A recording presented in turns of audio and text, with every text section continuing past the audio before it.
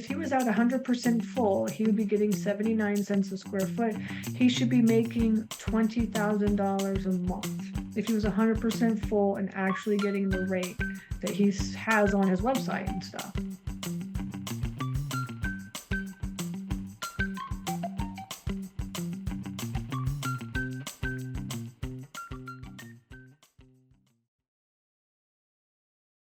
Then we do the competitive analysis. All right. So that goes on this tab right here, really. And that is where we put all the facilities in the area within, like, we did like a 2 mile radius, every facility that we could find. We called them up, right, and asked them some pertinent information, but really tried to get the prices, of what their units are, right? What are their units prices? And this is basically what we came up with, right? So 5 by 10, 10 by 10, 10 by 15, 10 by 20, and 10 by 25 is the unit mix that we have at this facility.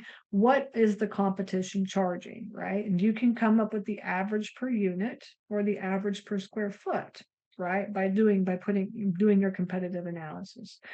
This average per square foot right here for the facilities just populates onto our unit mix spreadsheet, right? So you've got all the unit sizes and the square feet, the number of units. You can see there's 72 5 by 10s, 10 by 10s, 83. He's got a lot of smaller units and then some bigger units as well too.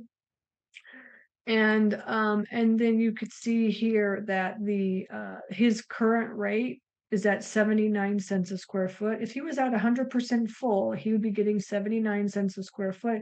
He should be making $20,000 a month if he was 100% full and actually getting the rate that he has on his website and stuff. Okay. And then the competition is right here. So the competition's at 94 cents a square foot. If you're 100% full, you should be making around 25, maybe almost $25,000. Now remember, he's 35% vacant, right? So he's not making this much money per month. But if he actually was, he should be making $20,000 a month. Okay. So that's kind of how we do a competitive analysis based off of the unit mix that is in the area. Okay, so that is where we get the 95 cents right here. So it's 95 cents a square foot. All right. And then you have to add in your expenses. Now, on our sheet, anything in yellow, there's formulas for. You could see there's formulas, right? And we basically just base these off of like our expenses. When there's not a formula, that means that you just need to plug those numbers in, right? But typically most of our expenses are formulas, but you can always override it. That's why it's in yellow, is because you could just override your expenses. If you say, oh no, Stacy's way too expensive on her stuff, because we typically run our numbers at 38% for expenses. Okay, it kind of comes out to 38% for us, and so we have our students using that number. But if you think you could do a better, change them, change them to whatever numbers you want. That's why it's all in yellow. Anything in yellow you could change. But anything that's not, you can't click on any of these other spaces. Okay, you can't click on that. Okay, so this is what we call the info tab. This is where you're inputting all the inputs and stuff, and it comes up with a quick evaluation. And remember that we run our numbers current, and then we run our numbers potential, which is basically taking it from 32% to 8% without raising any rates. Okay, so we know that, just like we said, he should be making around 20 grand, almost 20 grand a month if he was at 8% vacancy. Okay, and then if you raise the rents to 95 cents, then he would be at $270,000. So this is how we run our numbers. If you're with me, say I'm with you in the chat, and if you're not, just put your question in. Okay. Remember, on my deal analyzer, you can run your numbers in 5 different types of structures.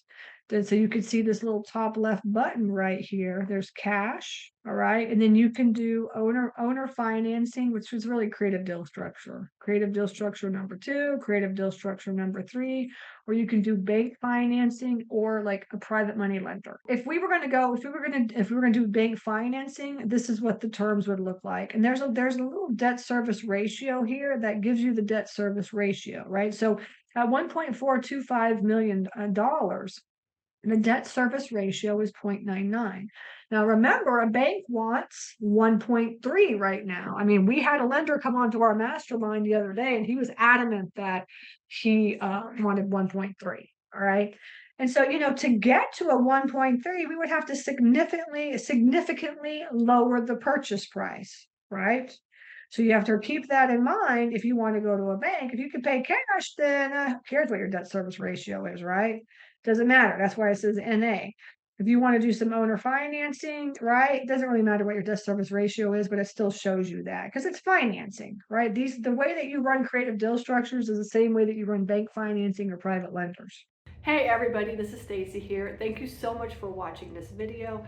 I am here to teach you how to get your foot into this industry. You're watching this video because you want to learn how to get started in self-storage investing, or maybe you own facilities and you want to be a better manager, a better owner.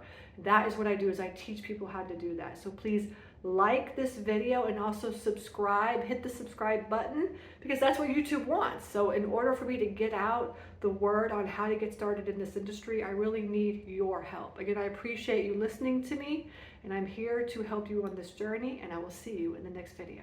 Take care.